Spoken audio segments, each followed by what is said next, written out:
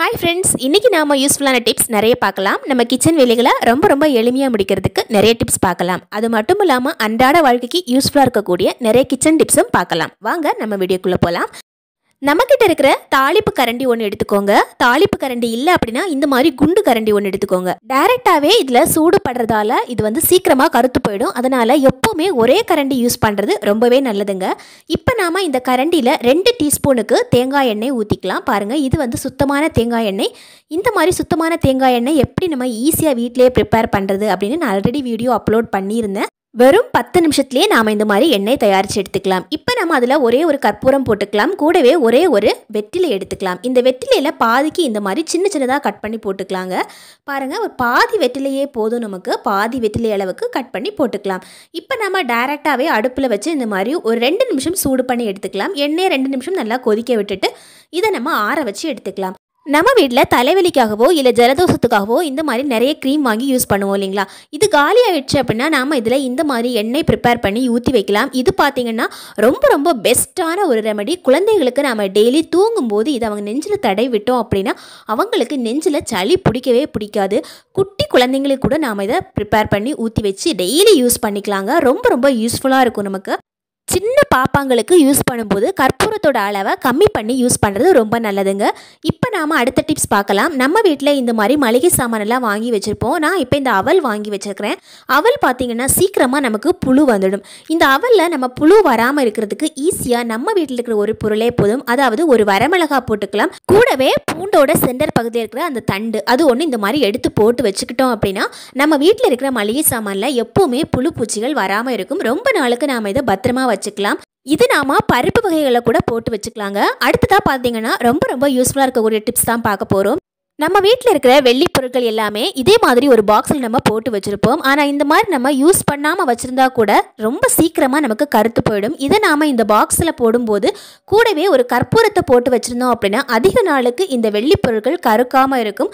அடுத்ததாக பார்த்தீங்கன்னா நம்ம வீட்டில் வர வேஸ்ட், அதாவது பூண்டு தோல், இதையும் எடுத்து வச்சுருக்கிறேன். கூடவே நான் வேர்க்கடலை உரிக்கும் போது அதோட வேஸ்ட் இந்த மாதிரி ஒரு பாக்ஸில் எடுத்து வச்சுருக்கிறேன்.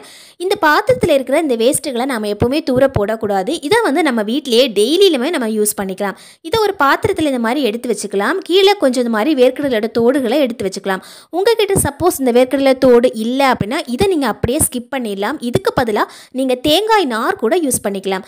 இப்போ நாம 1 டீஸ்பூனுக்கு காஃபி தூள் சேர்த்துக்கலாங்க. காஃபி தூள் எதுக்கு சேர்த்துக்கிறோம் அப்படின்னு நான் உங்களுக்கு சொல்கிறேன். இப்போ நம்ம நல்ல வாசனைக்காக கொஞ்சம் தசாங்கம் போட்டுக்கலாம். இந்த மாதிரி உடைச்சு கூட போட்டுக்கலாம். இப்போ நம்ம மேலே ஒரு கற்பூரத்தை வச்சு நாம் இதை ஏற்றி வைக்கலாங்க. இப்போ பாருங்கள், நல்லா ஃபயர் வருது. நம்ம இதில் கூடவே தசாங்கம் சேர்த்துக்கிறதுல வீடு நல்லா ப்ளசண்ட்டாக இருக்கும். நமக்கு நல்ல வாசனை வரும். அது மட்டும் இல்லாமல் கூடவே நமக்கு காஃபி தூள் சேர்த்துக்கிறதால நம்ம வீட்டில் பூச்சிகள் வராது. மெயினாக பல்லி வரவே வராது. இந்த வாசனைக்கு நம்ம வீட்டில் இருக்கிற பூச்சிகள் எல்லாம் ஓடி போயிடும். அடுத்ததாக பார்த்தீங்கன்னா நம்ம வீட்டில் எப்போவுமே டிஃபனுக்காக இந்த மாதிரி மாவு யூஸ் பண்ணிவிட்டு கொஞ்சம் மாவு நமக்கு மிச்சம் வரும் இல்லைங்களா? இந்த மாவு கொஞ்சம் புளிச்சு போயிருந்துச்சு அப்படின்னா நாம் இதை தூர போடுவோம். வச்சுருக்கிறது எண்ணெய் ஊற்றி வைக்கிற பாட்டில். இந்த பாட்டில் நம்ம க்ளீன் பண்ணணும் அப்படின்னா கொஞ்சம் தண்ணி ஊற்றி வச்சுட்டு அப்புறமா நம்ம வாஷ் பண்ணிக்கலாம் அப்படின்னு வச்சுட்டு தான் போவோம். ஆனால் ரொம்ப ஈஸியாக சட்டுன்னு 2 நிமிஷத்தில் நம்ம க்ளீன் பண்ணி எடுத்துடலாம். இந்த புளிச்ச மாவை நாம் இந்த மேலே இந்த மாதிரி ஸ்க்ரப் பண்ணி கொடுத்தாவே போதும். ரொம்ப ஈஸியாக அதுக்குள்ளே இருக்கிற வலுவழுப்பு தன்மை எல்லாமே போயிடும். நார்மலாகவே எண்ணெய் பாட்டிலாக இருந்தாலும் சரி இல்லை எண்ணெய் கேனாக இருந்தாலும் சரி நம்ம க்ளீன் பண்ணுறதுக்கு கொஞ்சம் கஷ்டப்படுவோம். அதை நம்ம அப்போ க்ளீன் பண்ணவே மாட்டோம். ஆனால் ரொம்ப அழகாக நம்ம இந்த மாதிரி புளிச்ச மாவு வச்சு ஈஸியாக க்ளீன் பண்ணி எடுத்துக்கலாங்க. இதுக்கு நம்ம சோப்பு போடாமலே அந்த வலுவழுப்பு தன்மை எல்லாமே போயிடும். பாருங்கள், புளிச்ச மாவு வச்சு நம்ம எங்கெல்லாம் வலுவழுப்பாக இருக்குதோ அந்த இடத்த எல்லாமே நாம் இந்த மாதிரி க்ளீன் பண்ணி எடுத்துக்கலாம். சப்போஸ் நம்ம வீட்டு தரையில் கொஞ்சம் எண்ணெய் கொட்டிடுச்சு அப்படின்னா கூட நாம் இந்த மாதிரி புளிச்ச மாவு வச்சு க்ளீன் பண்ணி எடுத்துக்கலாங்க. ரொம்ப அழகாக நமக்கு க்ளீன் ஆகி கிடைக்கும். பாருங்கள், பாட்டில் எவ்வளோ பளிச்சுன்னு இருக்குது. இதில் எவ்வளவு எண்ணெய் கரை இருந்தது அப்படின்னு நீங்கள் பார்த்தீங்க.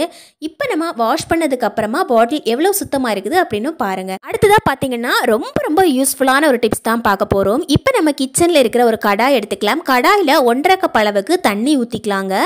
இப்போ நம்ம தேவையான அளவுக்கு உப்பு சேர்த்துக்கலாம். நான் 1 டீஸ்பூனுக்கு உப்பு சேர்த்துருக்கிறேன். இப்போ நம்ம 1/2 டீஸ்பூனுக்கு எண்ணெய் ஊற்றிக்கலாங்க.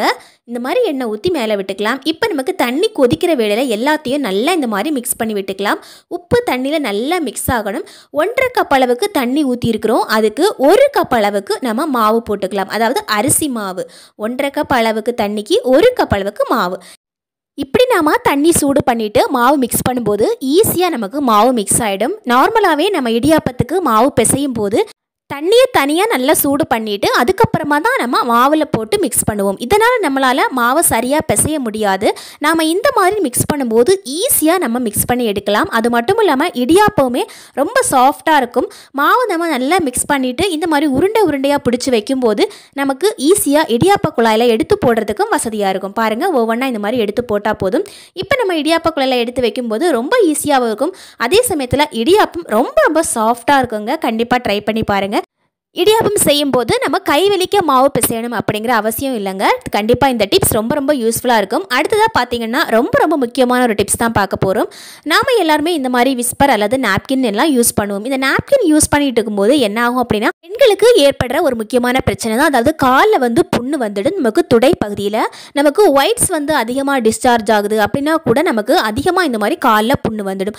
அந்த டைமில் நம்மளால் அதிகமாக நடக்கக்கூட முடியாத ஒரு சூழ்நிலை ஏற்படும். அந்த மாதிரி வேலைகளில் நம்ம வேஸ்லின் யூஸ் பண்ணலாம். பாருங்கள், வேஸ்லின் வந்து அந்த பகுதியில் நம்ம எடுத்து போட்டோம் அப்படின்னா நமக்கு நடக்கிறதுக்கு ரொம்ப வசதியாக இருக்கும். நமக்கு புண்ணு வந்து இருக்கிற வலி தெரியாது. தூரமாக ட்ராவல் பண்ணி நம்ம எங்கேயாவது போகிறோம், இல்லை வெளியே டெய்லி நம்ம வேலைக்கு போயிட்டுருக்கிறோம் அப்படின்னா நமக்கு கஷ்டமாக இருக்கும் இந்த மாதிரி புண்ணு வச்சுட்டு நடக்கிறது. ஸோ நம்ம இதை வந்து யூஸ் பண்ணிக்கலாம். டெய்லியுமே ரொம்ப யூஸ்ஃபுல்லாக இருக்கும். கண்டிப்பாக ட்ரை பண்ணி பாருங்கள். அடுத்ததாக பார்த்தீங்கன்னா ரொம்ப யூஸ்ஃபுல்லாக இருக்கக்கூடிய ஒரு டிப்ஸ் தான் பார்க்க போகிறோம். நம்ம வீட்டில் இருக்கிற ஒரு ஷர்ட் ஒன்று எடுத்துக்கலாம். இந்த ஷர்ட்டில் இருக்கிற கைப்பகுதியை நான் வந்து இந்த மாதிரி கட் பண்ணி எடுத்துக்கிறேன். இந்த ஷர்ட் வந்து ரொம்ப பழசு தான். இது வந்து நான் திரும்ப யூஸ் பண்ண போகிறதில்ல.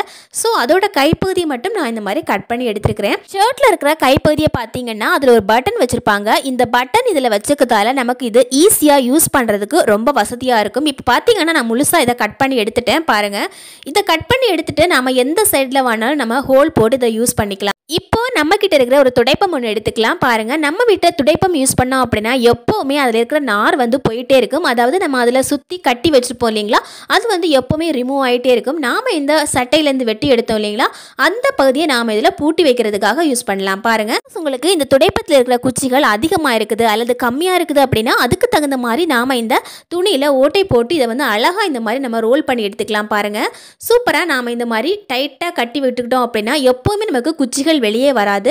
ரொம்ப யூஸ்ஃபுல்லாக இருக்கும். அதே மாதிரி ஒரு டை நாம் இந்த மாதிரி டைட் பண்ணி விட்டோம் அப்படின்னா எப்போவுமே நாம் வந்து இதை யூஸ் பண்ணிக்கலாம். நம்ம நார்மலாக இதை கயிறு வைக்கிறோம், இல்லை ஏதாவது சின்ன நார் எடுத்து இதில் கட்டி வச்சுருந்தா கூட திரும்ப அது லூஸ் ஆகிட்டே இருக்கும். நமக்கு உள்ளே இருக்கிற குச்சிகள் எல்லாமே கீழே விழுந்துக்கிட்டே இருக்கும். ஆனால் இந்த மாதிரி நம்ம வீட்டில் இருக்கிற பழைய சட்டையோட கைப்பகுதியை மட்டுமே நாம் இந்த மாதிரி கட்டி விட்டுக்கிட்டோம் அப்படின்னா எப்போவுமே நமக்கு யூஸ் பண்ணுறதுக்கு ரொம்ப வசதியாக இருக்கும்.